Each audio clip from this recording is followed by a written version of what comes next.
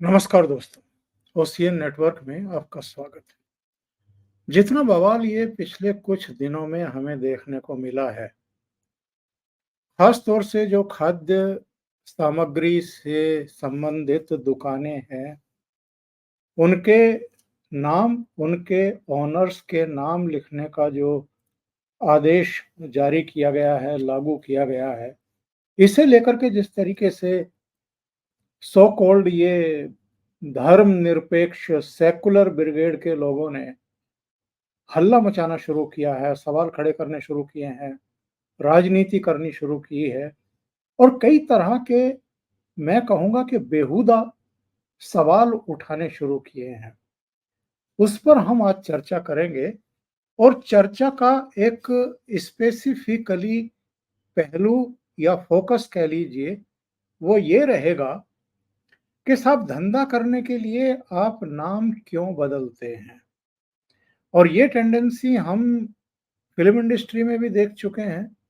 ये टेंडेंसी हम अलग-अलग शहरों में, अलग-अलग हाईवेज़ पर, एक्सप्रेसवेज़ पर, उम, आपके रेलवे स्टेशनों के पास भी, बस अड्डों के पास भी, तमाम ऐसी जगह, कोर्ट कचहरी के सामने भी नाम बदल कर के आप अपने प्रतिष्ठानों का और आप धंधा करते हैं, कमाई करते हैं, लोगों को कन्फ्यूज़ करके रखते हैं, ऐसे नाम आप रखते हैं।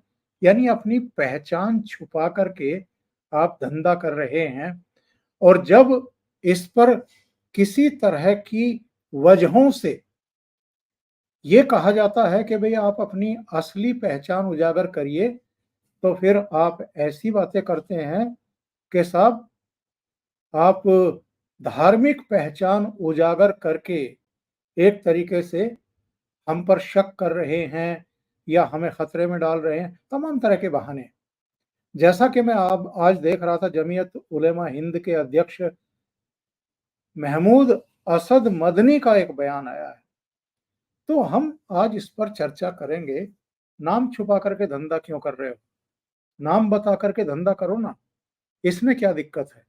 और मेरे साथ जुड़ रहे हैं आपके चिर परिचित अनुपम मिश्रा जी।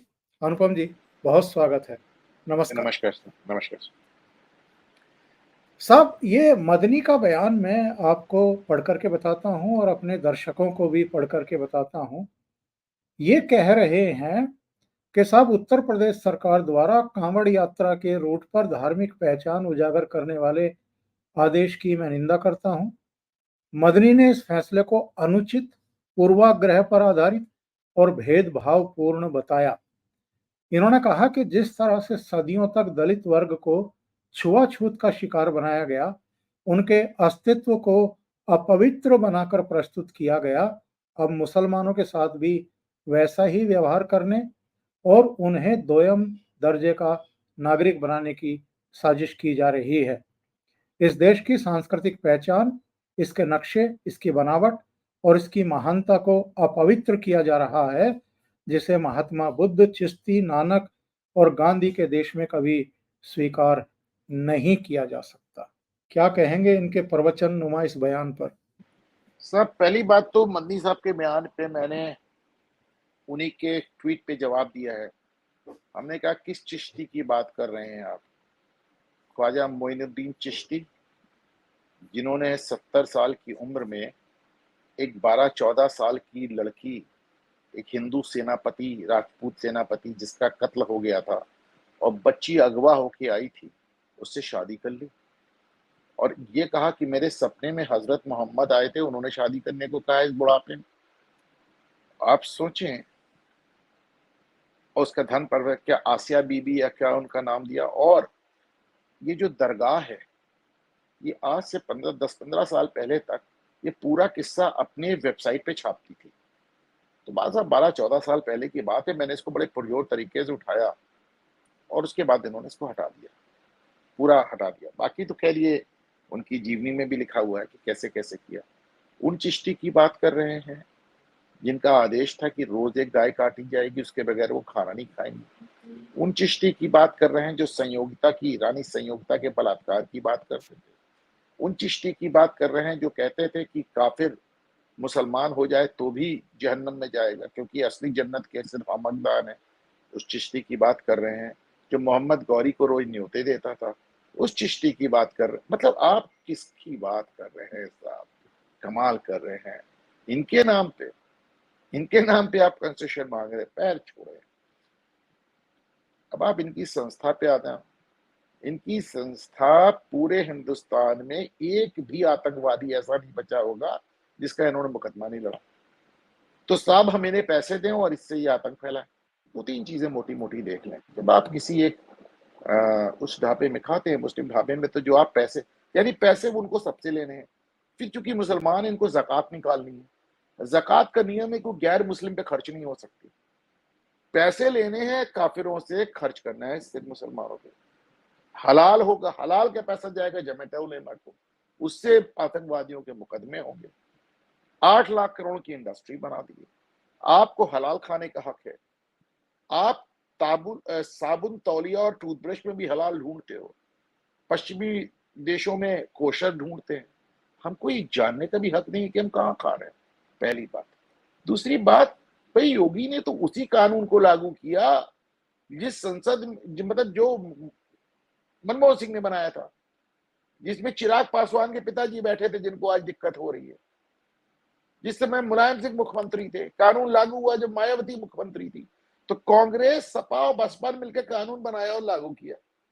और एक भी आदमी इस पूरे इकोसिस्टम में इस बात का जवाब देने के लिए तैयार नहीं है कि साहब जब आप ही ने बनाया, आप ने लागू किया, तो किस चीज का रोना है। तीसरी बात, मैंने अपनी जिंदगी में पहली बार ओंकार जी देखा कि इतना बड़ा वर्ग और इतना बड़ा उसका इकोसिस्टम इस बात की जिद कर रहा है कि साहब हमको झूठ बोलने का कानूनी हक होना चाहिए, हमें धोखा देने का कानूनी हक होना चाहिए। क्या तमाशा है सर, क्या तमाशा है। मतलब आप झूठ बोलने और धोखा देने का अधिकार मांग रहे हैं। हम आपको बिजनेस करने से नहीं रोक रहे हैं। जिसने खाना होगा जरूर जाएगा। भाई नाम बताना कानून है, आपके लिए नहीं, सबके लिए कानून है। सन 50 से फूड सिक्योरिटी लॉस चल रहे हैं। इसके पीछे दो कारण है, एक खाने की स्वच्छता और दूसरे खाने की शुद्धता, मिलावट ना हो और स्वच्छ हो, मतलब एकदम वो साफ सुथरा हो, हाइजीन का मामला है। तो साहब किस बात का हाहाकार है। और एक भी आदमी इस बात का जवाब देने को तैयार नहीं। ओंकार की मजेदार बात है कि साहब कानून तो आप ही ने बनाया था, उनसे पूछिए, वो दूसरी बात करने लगती है। यार तुम्हारा बनाया कानून, वैसे जैसे केजरीवाल कहता है कि पीएमएलए कानून मोदी जी ने मेरे, अरे पीएमएलए कानून भी किसने बनाया यार, तुमसे मोदी जी से पहले लागू है वो, उन्होंने कॉमा फिल स्टॉप नहीं चेंज किया। इस बार भी जो कानून है उसमें योगी आदित्यनाथ ने कॉमा फिल स्टॉप नहीं चेंज किया। भैया उन्होंने सिर्फ कानून लागू कर दिया, उन्होंने तो कई कानून लागू किए। भाई पहले कानून, भाई कानून ये है कि बलात्कारी और हत्यारे जेल जाएंगे। पहले आप कहते थे लड़के हैं गलती हो जाती है, योगी आदित्यनाथ कहते हैं लड़के आए गलती गलती नहीं होती, पैर में गोली मारो जेल भेजो। तो भाई वो तो सीधे जो जमाने से कानून चले आ रहे हैं उनको लागू कर रहे हैं। हमको समझ में नहीं आने को दिक्कत कहां से आ रही है, और किस किस मुंह से ये विरोध कर रहे हैं ओंकार जी। और वहां क्या हो रहा था साहब, जब ये स्कूल कॉलेजों में हिजाब पहन करके अपने बच्चों को भेजने पर आमादा थे और आंदोलन कर रहे थे, वहां धार्मिक पहचान क्यों उजागर करना चाहते थे स्कूल कॉलेजों में? साहब धार्मिक पहचान की बात क्यों कर रहे हैं? राहुल गांधी जो जातिगत जनगणना और जाति का लेंस लेके घूम रहे हैं वो क्या है? आपको तो जाति तक पता करनी चाहिए हमारी, आपको तो हमारी जाति भी चाहिए। और आप अपना जाति छोड़िए, आप अपना नाम भी बताने को तैयार नहीं। कमाल है साहब। अखिलेश यादव प्रेस कॉन्फ्रेंस में रिपोर्टर से कहते हैं तुम्हारी शर्ट का कलर देख के मैं तुम्हारी जाति समझ जाता हूं। आप सोच के देखें, नाम पूछ के बताते हैं तुम्हारा नाम क्या है, अपना सरनेम बताओ, इस तरह के सवाल होते हैं प्रेस कॉन्फ्रेंस में। और आज सिर्फ उस कानून जो आपके पिताजी के टाइम में बना उसको सिर्फ लागू करने की बात हो गई, तो आपको इतना तमाशा हो गया था। इनका बयान साहब दूसरा पार्ट सुनिए। मदनी ने इस बात की ओर ध्यान दिलाया कि जिन क्षेत्रों से कावड़ यात्रा गुजरती है वहां मुसलमानों की बड़ी आबादी रहती है।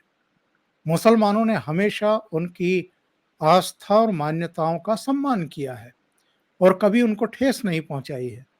लेकिन इस तरह के आदेश से सांप्रदायिक सौहार्द को गंभीर नुकसान पहुंचेगा और लोगों के बीच दूरी और गलतफहमी होगी। उत्तर प्रदेश से मांग की जाती है, उत्तर प्रदेश सरकार से, कि वो इस निंदनीय फैसले को तुरंत वापस ले और सभी समुदायों के बीच एकता और सद्भाव कायम करने की राह अपनाए। यानी अगर वास्तविक नाम लिखने को कहा जाएगा तो सांप्रदायिक सद्भाव बिगड़ जाएगा साहब। खुलेआम धमकी है, सीधे सीधे कह रहे हैं आप हमारे बीच से गुजर के जाते हैं, हम आपकी यात्रा नहीं गुजरने देंगे। या तो हमारा थूका हुआ, हमारा पेशाब किया हुआ, हमारा मांस मिलाया हुआ, हमारा गटर का पानी इस्तेमाल किया हुआ सामान इस्तेमाल करो, उसके हमें पैसे भी दो, वरना हम तुम्हारी यात्रा नहीं गुजरने देंगे। ये वो गांधी का देश है जिसकी उन्होंने परिकल्पना की थी ओंकार जी। आप सोचिए, लिख कर बंदा धमकी दे रहा है 100 करोड़ हिंदुओं को, क्या कहा जाए। और इसी मदनी ने कहा था ना अभी हाल में कि अगर आप हमारा खान पान, हमारा पहनावा, हमारी बोलचाल, हमारी पहचान से ना इत्तफाकी रखते हैं तो हिंदुस्तान छोड़ के चले जाइए। उन्होंने कहा मुल्क हमारा है, आपको दिक्कत है दूसरा देश छोड़ के, इस देश को छोड़ के कहीं और चले जाइए। देखिए साहब, 3 स्टेज में बात हुई। आज आप कह रहे थे ना कि फिल्मी दुनिया की बात कह रहे थे।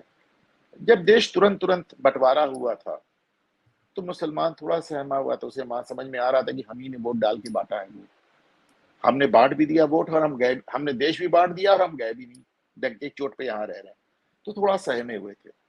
तो ये एक वैसा माहौल था जब दिलीप कुमार, मीना कुमारी, अजीत, ऐसे तमाम लोग नाम बदलकर फिल्मी दुनिया में आए। उन्हें मालूम था कि इस समय माहौल इतना खराब है कि हमारे असली नाम से लोग शायद ना पहचाने या हमको उतनी तवज्जो ना दें, स्वीकार नहीं करेंगे, स्वीकार ना करें। फिर दूसरा दौर आया। वो दूसरा दौर ऐसा था जिसमें लोगों ने अपने असली नाम से सामने आना शुरू किया। तो साहब नसीरुद्दीन शाह, आमिर खान, शाहरुख खान, ये एक पूरा इनका दौर हुआ। और उससे आप पहले सब म्यूजिक डायरेक्टर हों, चाहे नौशाद, चाहे साहिर लुधियानवी हों, नहीं नहीं, मजरू देखिए सर, सुल्तानपुरी हों। उसमें ऐसा ना कि जो म्यूजिक डायरेक्टर और लिरिसिस्ट होते हैं वो सामने नहीं आते, वो सामने नहीं आते। महबूब खान उस जमाने भी अपने नाम से फिल्म बनाते थे, मुगल आजम। महबूब खान डायरेक्टर थे, सामने नहीं आते थे, इसलिए उनको फर्क नहीं पड़ता था। तो फिल्म महबूब खान बनाते थे कि आसिफ बनाते थे मुगल आजम, महबूब खान मदर इंडिया बनाते थे। तो यस, अब फिल्म फिल्म बनाने वाले अपने असली नाम से आते थे, पर पर्दे पे आने वाले अपना नाम बदल देते थे, अंतर समझे। फिर वो आया दौर नसीर, आमिर, जैसे 70 से 80 का दौर आया, जब इन्होंने खुल के इन्होंने कहा कि साहब अब तो हम 30-40 साल हो गया, अब हम सेटल हो गए, अब हमको किसी से कोई संकोच नहीं है, आराम से अपने नाम से आना शुरू किया। फिर अब ये तीसरा दौर आया, ये मुल्क हमारा है, जिसको एतराज हो बाहर जाए, हमको पैसे नहीं दोगे हम तुम्हारी यात्रा नहीं निकलने देंगे। ये जजिया मांग रहे हैं साहब, ओंकार जी, जजिया मांग रहे हैं। एक पिलग्रिमेज टैक्स लगता था मुगल टाइम में, ब्रिटिश टाइम में भी लगा है कि अगर आप अपनी तीर्थ यात्रा करेंगे तो आपको टैक्स देना पड़ेगा हिंदुओं को। ये वो मांग रहे हैं आपसे। एक बात मैं बता दूं, कम से कम योगी आदित्यनाथ के रहते तो ये संभव नहीं है, बाकी जो होगा वो हिंदुओं का मुकद्दर है। और ये जो कहा जा रहा है कि ये राजनीतिक बदले की भावना से लिया गया फैसला है, अगर हम इसे यूं ही मान लें जो ये कह भी रहे हैं, तो फिर क्या गलत कर रही है सरकार या भारतीय जनता पार्टी? इन्होंने किया क्या है साहब? मतलब आपको घर बना करके दे मोदी, आपको आयुष्मान योजना का लाभ दे मोदी, आपके घर में टॉयलेट शौचालय बना करके दे मोदी, आपको गैस कनेक्शन और बिजली का कनेक्शन दे मोदी, और आप लंबी लंबी लाइनें लगा करके मोदी को ही हराने के लिए वोट देंगे।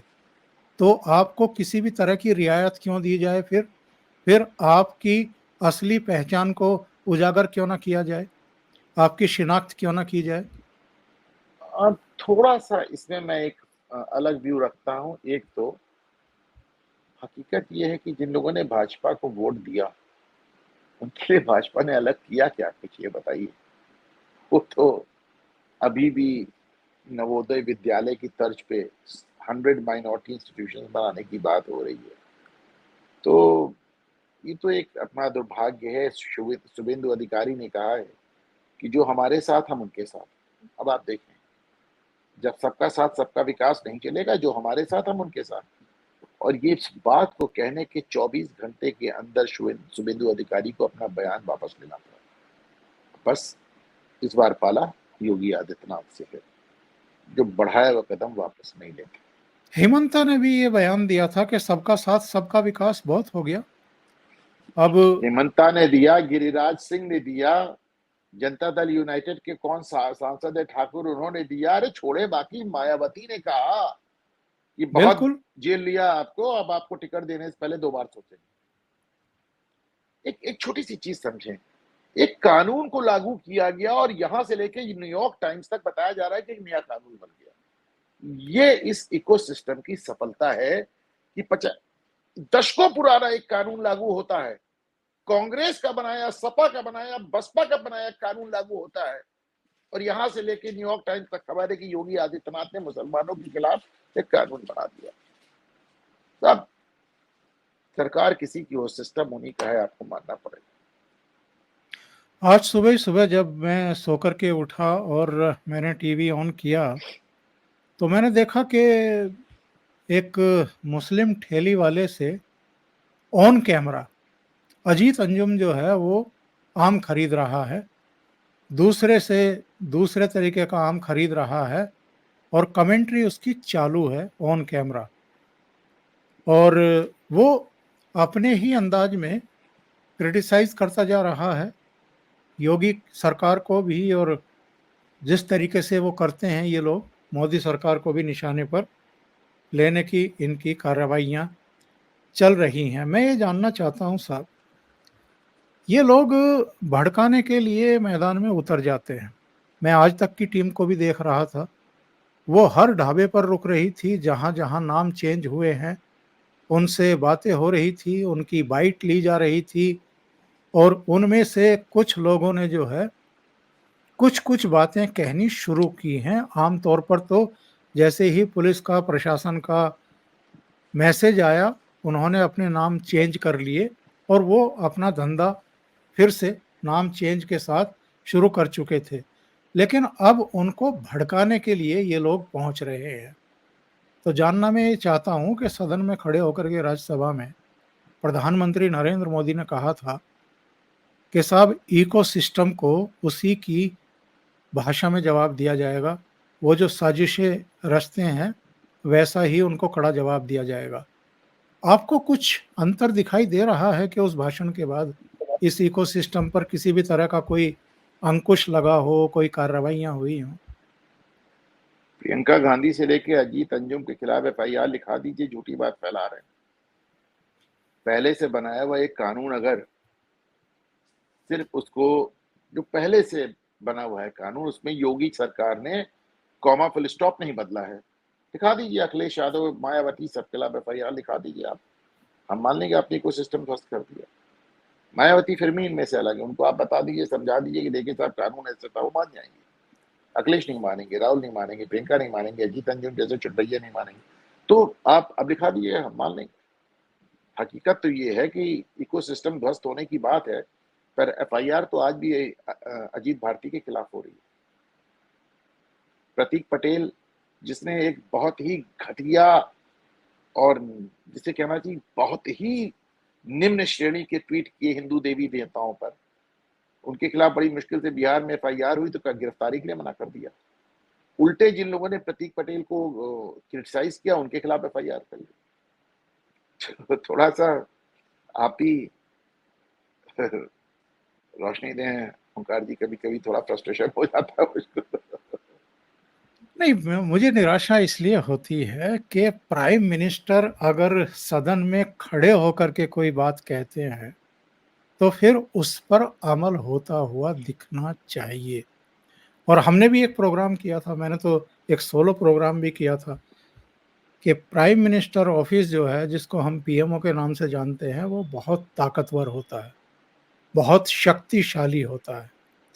वो अगर प्रधानमंत्री की कही हुई किसी बात पर अमल ना करे, तब सवाल उठते हैं कि वहाँ भी सिस्टम में कोई ऐसे लोग बैठे हैं क्या कि जो प्रधानमंत्री की भी नहीं सुनते हैं? प्रधानमंत्री के ऑफिस से कल ट्वीट होता है, एक महिला पत्रकार की मां गुजर जाने पर। कोई बहुत परिचित, बहुत बड़ी पत्रकार नहीं, लेकिन होता है, अच्छी बात है। तो मैंने उसमें लिखा, हमने कहा साहब आज एक दूसरा दिन भी है, आज प्रथम स्वतंत्रता सेनानी मंगल पांडे का जन्मदिन है। योगी ने ट्वीट किया, गडकरी ने ट्वीट किया, अमित शाह ने ट्वीट किया, दुनिया भर के लोगों ने ट्वीट किया। प्रधानमंत्री देखिए, अखिलेश यादव नहीं करें समझ में आता, लालू यादव नहीं करें समझ में आता, वो मंगल पांडे थे, वो उनके जातिगत समीकरण में फिट नहीं होते। वो तो चंद्रशेखर आजाद के जनेऊ का मजाक बनाते हैं, वो तो चंद्रशेखर आजाद को गाली देते हैं, उनको क्या कहा जाए। लेकिन प्रधानमंत्री इस देश के प्रथम स्वतंत्रता सेनानी के जन्मदिन पर ट्वीट ना करे और शबाना आजमी को ट्वीट करके उनकी मोच का हाल पूछे। बंगाल में इतने लोग मर गए, आज तक प्रधानमंत्री ने एक लफ्ज नहीं कहा बंगाल की हिंसा पे, एक शब्द नहीं कहा। मैं ईमानदारी से कह रहा हूं, मैं मानता हूं कि नरेंद्र मोदी ने प्रधानमंत्री के रूप में 10 साल में जो विकास किया है, न भूतो न भविष्यति, लेकिन सिर्फ विकास के लिए आप नहीं आए हैं साहब। एक शब्द प्रधानमंत्री ने बंगाल की हिंसा पे नहीं कहा। आपके पास शबाना आजमी के मोच का हाल पूछने के लिए समय है। आप फोटो ट्वीट करते हैं ममता बनर्जी के आगे दोनों हाथ जोड़ के झुके हुए, आप उन्हें जन्मदिन की बधाई देते हैं, पर बंगाल पे आप कुछ नहीं कहते। आप पहले स्वतंत्रता संग्राम सेनानी जिसके बारे में पूरी भाजपा ट्वीट कर रही है, आप ध्यान नहीं देते। अगर मैं ये कहूं कि मैं निराश नहीं हूं तो ये झूठ होगा प्रकाश जी। दूसरे ये बताइए, ये थूक जिहाद पर जो योगी का हंटर चला है, इसके पीछे क्या आप और कारण भी देखते हैं, जो कहीं न कहीं मैं सूंघ रहा हूँ? क्योंकि पिछले कुछ दिनों से जिस तरीके से योगी आदित्यनाथ के ऊपर हमले हुए हैं, ख़ास तौर से 14 जुलाई को लखनऊ में जिस तरीके से उनके ही डिप्टी चीफ मिनिस्टर ने, केशव मौर्य ने, संगठन को बड़ा बता कर के और योगी पर एक तरीके से कार्यकर्ताओं और बीजेपी के वर्कर्स जो नेता हैं उनकी उपेक्षा करने का जो आरोप लगाया था, और उसके बाद जिस तरीके से दिल्ली में पंचायत बैठी और कंधे ढलका करके केशव निकले वहाँ से, फिर खबरें आनी शुरू हुई कि नहीं नहीं, परिवर्तन तो होगा, संगठन में होगा, सरकार में होगा, लेकिन नेतृत्व परिवर्तन नहीं होगा, लेकिन मतलब योगी बने रहेंगे। तो कहीं न कहीं एक ये चर्चा इधर चल रही है मीडिया में कि योगी को बार-बार निशाने पर लिया जाता है, उनको कमज़ोर करने की कोशिश की जाती है, उनका कद छोटा करने की कोशिश की जाती है। तो योगी की तरफ से ठीक है, हाइजीनिक भी एक कारण है, बड़ा कारण है, नो डाउट। और ये माँग पहली बार मुज़फ्फरनगर से ही उठी। पहले एक महाराज ने उठाई बगरा क्षेत्र के, फिर जो कपिल देव अग्रवाल मंत्री हैं उन्होंने ये बात उठाई और उसके बाद पूरे प्रदेश में इसको लागू किया गया। तो कहीं आप इसके पीछे कोई योगी का थॉट देख रहे हैं, कोई सोच देख रहे हैं, कोई चैलेंज भी देख रहे हैं? देखिए, पहले तो मैं मानता हूं, मैंने लगातार हर चैनल पे कहा है, आपके सामने भी कई बार कहा है कि योगी कोई चैलेंज नहीं है। योगी अपने आप में ब्रांड है। मैं आज से नहीं, पांच, देखिए योगी 7 साल से मुख्यमंत्री है और 6 साल से उनको हटाने की खबर चल रही है। 6 साल से हमें भूलना नहीं चाहिए कि 2017 का जो चुनाव लड़ा गया था, योगी के नाम पे नहीं लड़ा गया था। योगी तो खुद बताते हैं कि मैं तो विदेश जा रहा था साहब, मुझको बुला के मुख्यमंत्री बना दिया।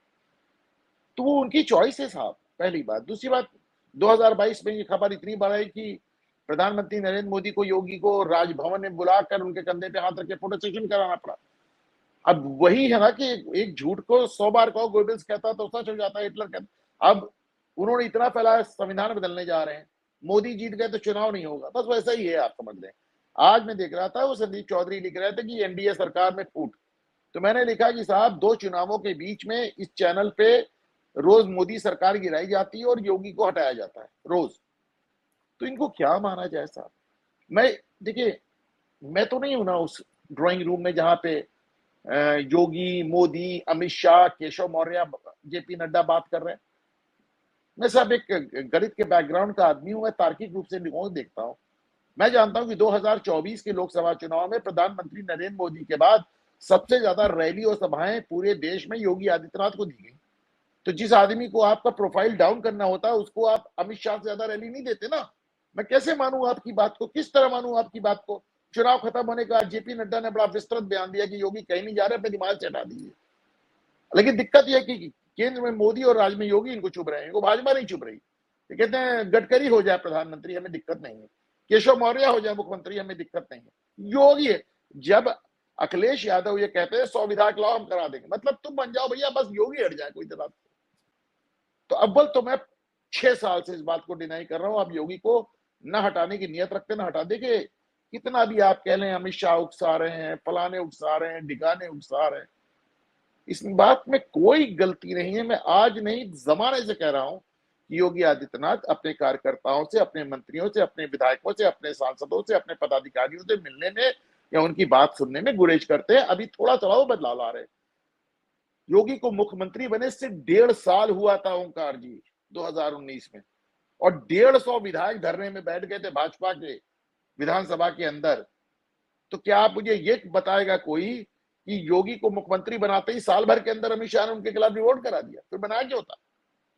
उनकी अपनी शैली है, दिक्कत है, कुछ वाजिब दिक्कतें हैं। योगी टीवी पे आके आते कहते चुनाव के दौरान कि मैंने अपने कार्यकर्ताओं से कहा कि थाने की दलाली मत करो। मैंने अपने पूरे राजनीतिक कैरियर में किसी मुख्यमंत्री, किसी प्रधानमंत्री, किसी नेता को अपनी पार्टी के लोगों को टीवी पे दलाल कहते नहीं सुना। तो उनकी अपनी दिक्कतें हैं, इसको माना। और इसका कारण है कि योगी पॉलिटिकल आदमी नहीं है, वो बहुत साफ सुथरी स्वच्छ वाले बाबा और महंत है। उनको थोड़ा सा पॉलिटिकल रोल में ढलने में समय लग रहा है, जितना लगना चाहिए उससे ज्यादा लग रहा है। अब बात आते हैं इस ऑर्डर के पीछे।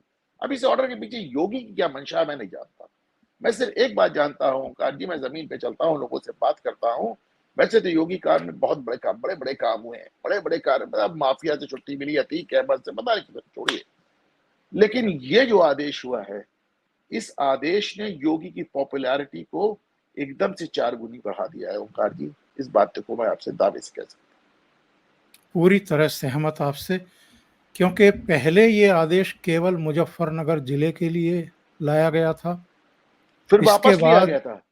इसके बाद वापस लेने की खबर अखिलेश यादव ने उड़ाई कि साहब जन दबाव में आदेश को वापस ले लिया गया। लेकिन देर रात पता लगा कि योगी ने तो पूरे प्रदेश में जहां जहां कांवड़िए गुजरते हैं उन सब रूट्स पर इस नहीं नहीं आदेश नहीं को नहीं सर, नहीं सर, केवल कांवड़िया रूट पे नहीं है, ये पूरे प्रदेश में लागू हो चुका है। अभी अभी आपको कांवड़ यात्रा रुक जाने दीजिए, आपको नजर आएगा, गली गली मोहल्ले मोहल्ले नजर आएगा आपको। ये थोड़ा सा कंफ्यूज, देखिए इसका मैं लॉजिक आपको तर्क दे देता हूं।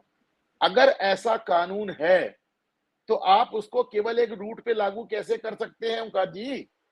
वो तो आपको झक मार के पूरे प्रदेश में जब आप लागू करना ही पड़ेगा, आप नहीं। उसको तो पिक एंड चूज नहीं आपको कर सकते।